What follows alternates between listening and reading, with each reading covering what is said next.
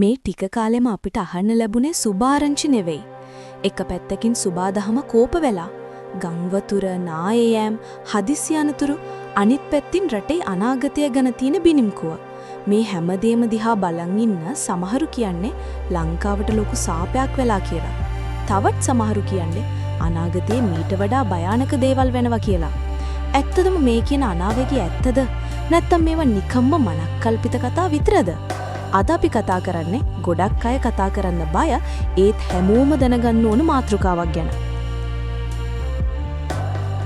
ආයුබෝවන් යාළුවනේ, විශ්ව ආගමනේ YouTube channel එකට ඔයාලව සාදරයෙන් පිළිගන්නවා.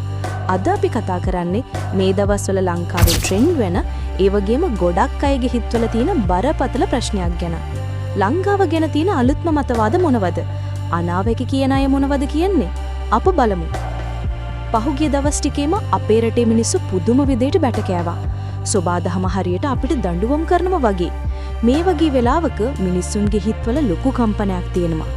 මේ පීඩනයත් එක්කම තමයි සමාජය ඇතුලේ විවිධ මතවාද ගොඩනගෙන පටන් ගත්තේ. සමහරු කියන්නේ මේක දේශපාලනික පව්පල දීමක් කියලා. තවත් සමහරු කියන්නේ මේක ස්වාභාවික චක්‍රයක් කියලා.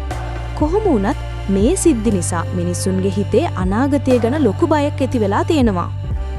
මෙන්න මෙතනදී තමයි කතාවේ අద్భుත කොටස පටන් ගන්නෙ.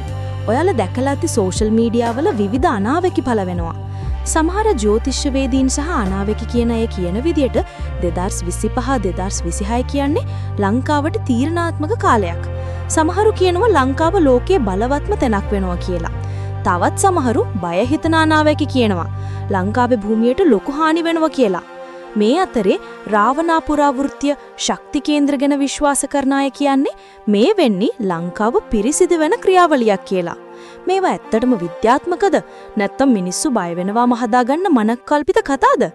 ඒක තීරණය කරන්න මම ඔයාලට බාර කරනවා. අපි දැක්ක මේ ගැන මිනිස්සු එක එක විදියට හිතනවා. එක කණ්ඩායමක් කියනවා මේ රටේ ඉඳලා වැඩක් නැහැ, පැනලා යන එක තමයි විසඳුම කියලා. ඒ තවත් පිරිසක් ඉන්නවා නෑ, අපි වැටුනට වඩා හයියෙන් නැගිටින જાතියක් කියලා විශ්වාස කරන. ඔයාලා ඉන්නේ මේ කොමන මතවාදයේද? මේ හැමදේම දිහා ඔයාලා බලන්නේ කොහොමද?